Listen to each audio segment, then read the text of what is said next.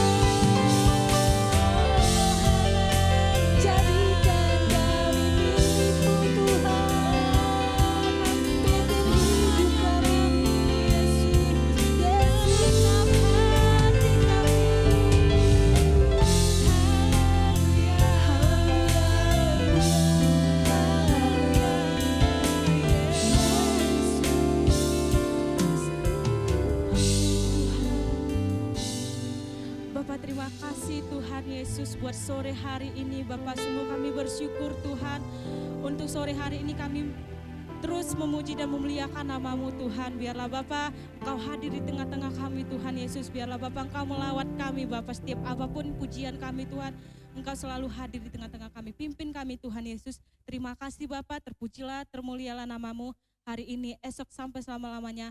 Haleluya. Amin. Semua bersukacita hari ini. Yang bersukacita, ayo tepuk tangan untuk Tuhan Yesus. Adik-adik yang di rumah harus semangat dan tetap bangkit berdiri. Kita mau mendaki-daki ke gunung yang tinggi. Semuanya bergerak untuk Tuhan ya.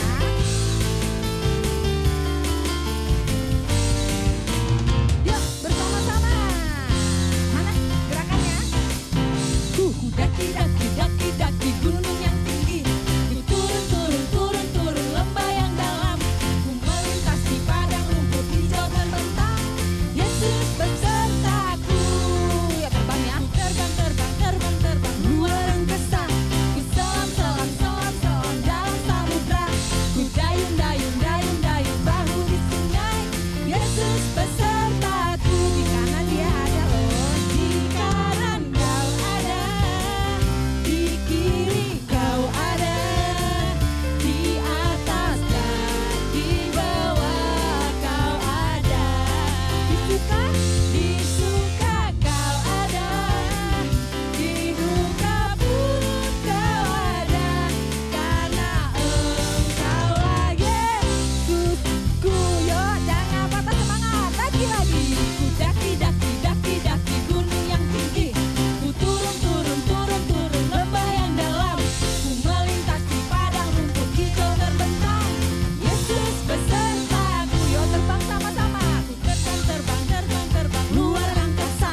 Ku selam dalam samudra. Ku dayung perahu di sungai. Yesus besertaku. Di kanan kau ada. Di kiri kau ada. Di atas dan di bawah kau ada. Mana senyumannya? Di suka kau ada. Bahkan di duka pun kau ada. Karena Engkaulah Yesus. Katakan lagi, di kanan kau ada. Di kanan kau ada. Di kiri kau ada. Di atas dan di bawah kau ada. Di suka kau ada. Di duka pun kau ada. Karena Engkaulah Yesus. Kita mau jalan terus ya bersama Tuhan. Jalan serta Yesus. Jalan sertanya setiap hari. Jalan serta Yesus. Serta Yesus selamanya. Lagi jalan. Jalan serta Yesus. Jalan sertanya setiap hari. Jalan serta Yesus.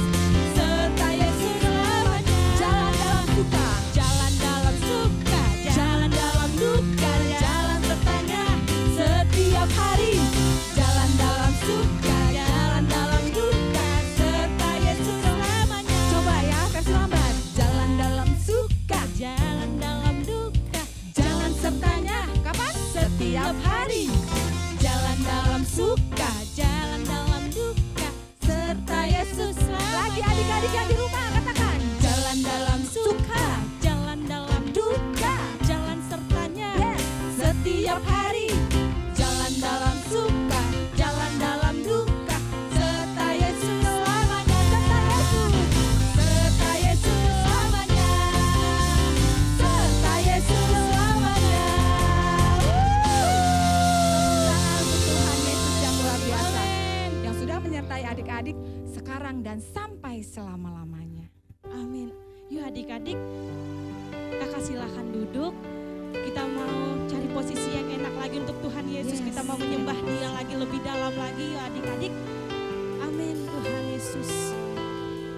Kami mau terus menyembah-Mu Bapa. Kau urapi setiap hati kami Tuhan.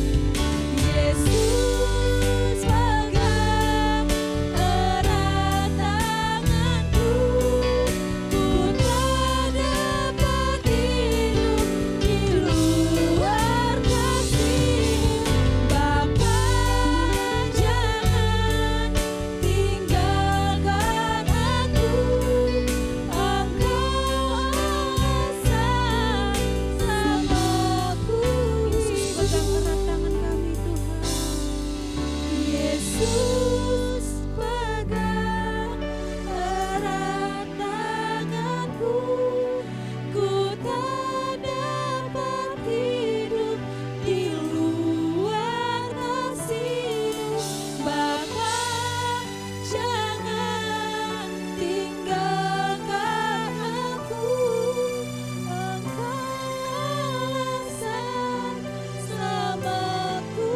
Please katakan Yesus, Yesus, pegang erat tanganku, ku tak dapat hidup di luar kasih-Mu. Bapa, jangan tinggalkan aku, Engkaulah selamatku. Terus katakan Yesus, pegang erat tanganku, ku tak dapat hidup di luar kasih-Mu. Bapa, jangan tinggalkan aku, Engkaulah selamatku.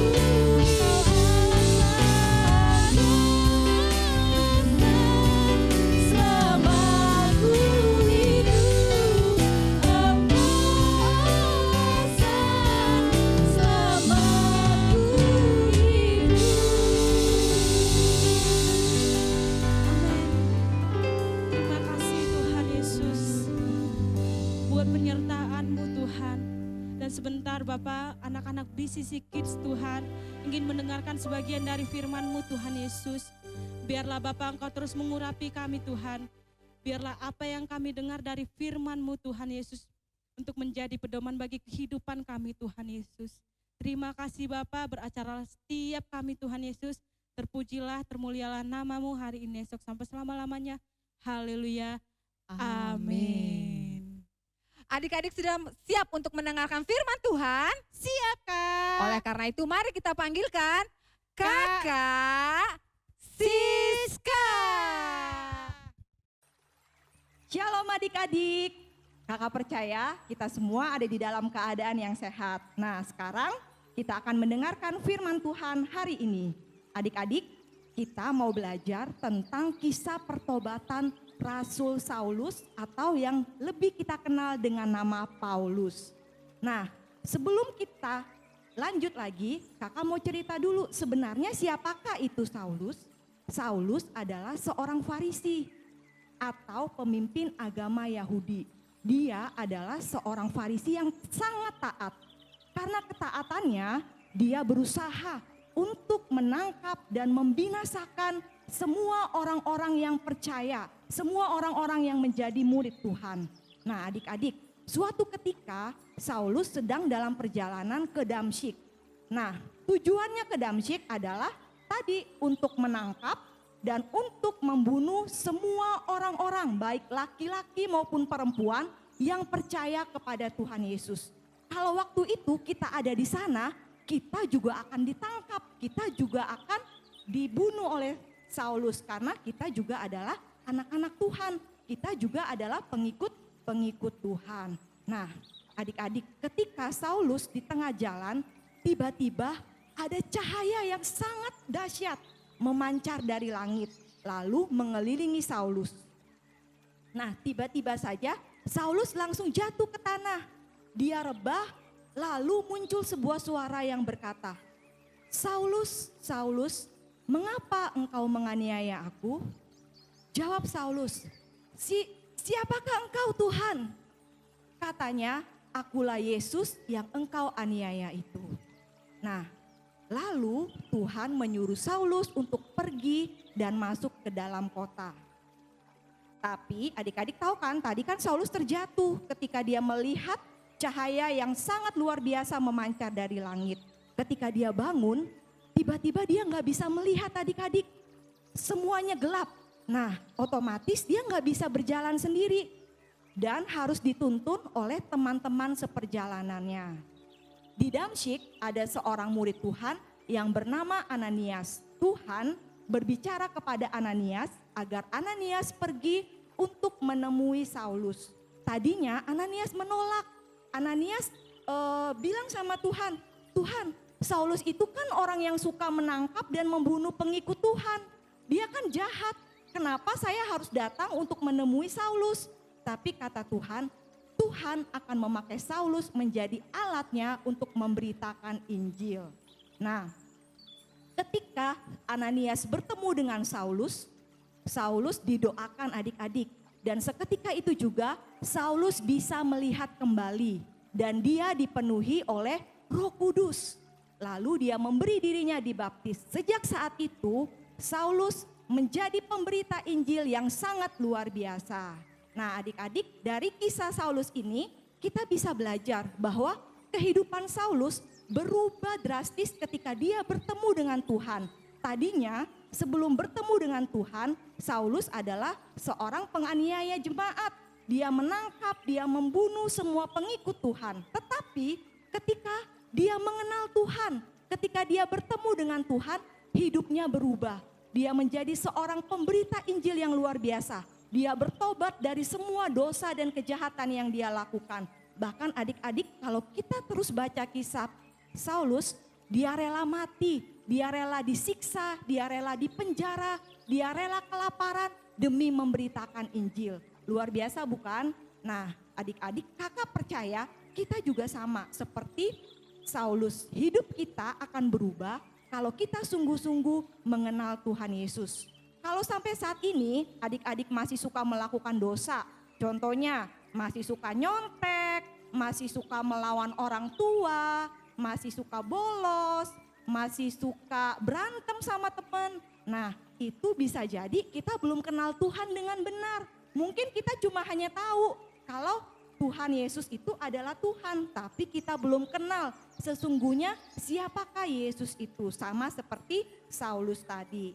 Nah adik-adik, kita mau sungguh-sungguh mengenal Tuhan. Adik-adik tahu kan bedanya tahu dengan kenal. Nih kakak kasih contoh ya, kita semua pasti tahu dong siapakah Bapak Jokowi. Pasti kita semua tahu Pak Jokowi adalah Presiden Indonesia, tapi berapa banyak dari kita yang pernah bertemu, yang pernah ngobrol, yang pernah kenal dekat dengan Pak Jokowi sampai kita tahu Pak Jokowi itu makanan kesukaannya apa, mungkin ukuran sepatunya nomor berapa. Pasti kita enggak tahu sampai sedetail itu kan adik-adik, karena kita cuma tahu, kita enggak kenal dekat dengan Pak Jokowi. Nah demikian juga hubungan kita dengan Tuhan enggak cukup hanya tahu adik-adik. Kita harus sungguh-sungguh kenal Tuhan. Ketika kita kenal Tuhan, maka kita pasti akan bertobat dan meninggalkan semua dosa yang kita lakukan. Sama seperti Saulus tadi, ketika dia mengenal Tuhan dengan sungguh-sungguh, dia berubah dari seorang penganiaya jemaat menjadi seorang pemberita Injil. Nah, adik-adik di sini siapa yang mau sungguh-sungguh mengenal Tuhan dengan benar? Angkat tangannya tinggi-tinggi. Nah, kakak percaya kita semua pasti mau. Nah pertanyaannya, Kak gimana sih caranya untuk mengenal Tuhan? Nah kita bisa berdoa, kita bisa membaca firman. Lewat doa dan baca firman itu sama aja kita sedang berbicara, kita sedang ngobrol dengan Tuhan. Kita bisa tahu apa yang Tuhan kehendaki dan apa yang Tuhan tidak kehendaki. Oke adik-adik, jadi kalau kita sudah kenal Tuhan dengan benar, maka kakak percaya hidup kita pasti berubah. Dan sama seperti Saulus, Tuhan juga akan memakai kita untuk menjadi alatnya yang luar biasa. Kita akan menjadi pemberita Injil sehingga teman-teman kita, keluarga kita, semua orang di luar sana bisa percaya kepada Tuhan. Oke adik-adik, demikian firman Tuhan hari ini. Yuk kita sama-sama mau satukan hati kita mau berdoa. Terima kasih Tuhan Yesus. Kami sungguh mengucap syukur untuk firman-Mu hari ini. Bapa, kami mau belajar untuk semakin dekat dan semakin mengenal Engkau Tuhan. Kami mau lebih sungguh-sungguh dan tekun di dalam berdoa, juga membaca firman Tuhan. Biarlah Roh Kudus yang menolong kami, Roh Kudus yang memampukan kami, sehingga kami tidak lagi hidup di dalam dosa, tetapi kami menjadi anak-anak Tuhan yang bisa memberitakan Injil kepada setiap orang yang kami temui. Terima kasih Tuhan Yesus, kami serahkan sepenuhnya kehidupan kami ke dalam tangan-Mu. Di dalam nama Tuhan Yesus Kristus, haleluya, amin.